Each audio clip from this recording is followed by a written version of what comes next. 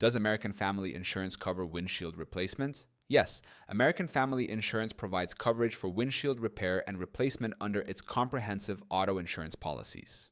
The extent of coverage depends on the type of damage and the terms of your policy. Windshield repair coverage. For minor damages such as small chips or cracks, American Family often waives the deductible if the windshield can be repaired instead of replaced. Repairing minor damage early prevents further cracks and maintains safety. Windshield replacement coverage. If the windshield damage is too severe to repair, comprehensive coverage will typically cover the replacement. You may need to pay the deductible based on your policy terms. How to file a windshield claim.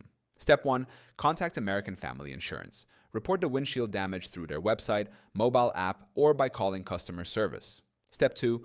Use the glass repair program. American Family works with approved glass repair providers to ensure fast and efficient service. You can schedule repairs at your convenience. Step 3. Pay the deductible, if applicable. If your policy covers full replacement, you may need to pay the deductible before repairs begin. Step 4. Get your windshield repaired or replaced. Once approved, the repair or replacement will be completed by a certified technician.